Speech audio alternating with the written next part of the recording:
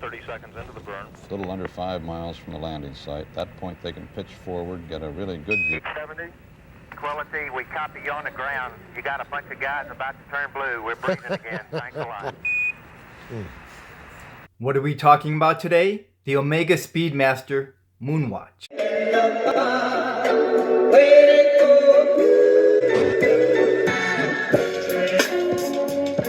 Hi guys, a couple of you have reached out asking if Buzz Aldrin's Moonwatch will ever make its way to auction, and so I thought that would be an interesting topic for today's show. And here's what I know and have learned about over the past couple of days. Most of the astronauts' watches that were part of some space mission belong to the US government. It's their property, or to a museum. But Aldrin's Moonwatch does not belong to a museum because it was either stolen or went missing, depending on the stories that we've heard. And that's what we're going to talk about today. So if Aldrin's Moonwatch ever shows up for auction, I'm sure the US government and possibly the FBI would get involved and maybe put an injunction on that to prevent the sale at auction.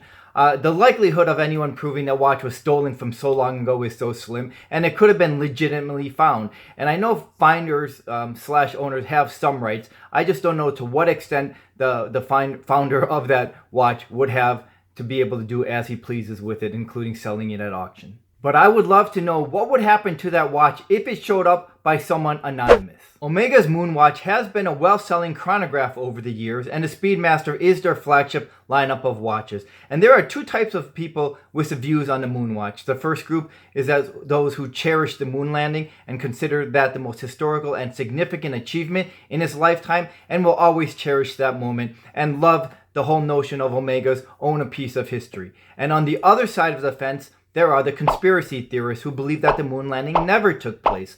I am not a conspiracy theorist, and until there is hard evidence, for example, one of the astronauts comes forward, or there is a letter left behind one of the astronauts confirming that the moon landing was fake, the moon landing took place. But I do find some of the conspiracy theories entertaining and worthwhile to have a conversation, and some of the views are even eyebrow-raising. So when it comes to an opposing view from either of these groups, it just goes in one ear and out the other. They are completely insulated from hearing any other person's view, and their view is the right view. So in this exercise, what would the watch enthusiast who loves the entire notion behind the Moonwatch do if a load of money fell in his lap? So now we're talking, on average, a $3,000 Speedmaster Moonwatch versus a $20 million authentic Moonwatch that he could buy at auction. Would he buy that watch? Would he be that person? Would you be the guy to talk to? Would you be that guy? Because I wonder if defending a $3,000 Speedmaster Moonwatch would be a lot different than having to spend $20 million on that watch. Because suddenly all the white noise that never made its way in to that person's insulated force field or a shield will suddenly make its way in, because now the doubt starts to creep in only because as an investment. Maybe that person wants to turn that watch around one day and sell it,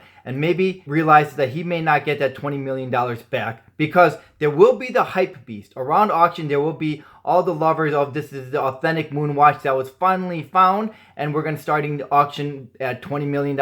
And then the other hype beast will be those that would surround that same noise as, don't do it because this is a fake. The moon landing never took place. And that's going to creep in. And I wonder if that person who now has the means to buy that watch would be wondering what would he be able to do with that watch in the future, unless he only buys that watch because he still believes in the moon landing and wants the watch that was taken to the moon. I am certainly not hating on Omega. I used to own a Speedmaster and I sold it, so I know how popular those watches are because I was able to sell it easily. And although I'm not a fan of the aesthetics on the looks of the Speedmaster Moonwatch, I do like their 57 Speedmaster, the one with the coaxial movement. But there is that slim likelihood that factual information would contradict the moon landing, which would give enough pause to the buyer if Aldrin's Moonwatch ever made its way to auction. This is a stretch, but if it was ever proven that there was no moon landing, here's why I don't think it would ever see the light of day. One, it would be a great American scandal. Although countries have survived scandals before and there isn't anything new, but it would bring down Omega, because if it was found that Omega knew about this, and they would have if there was no moon landing, that means Omega built their entire business model on a lie,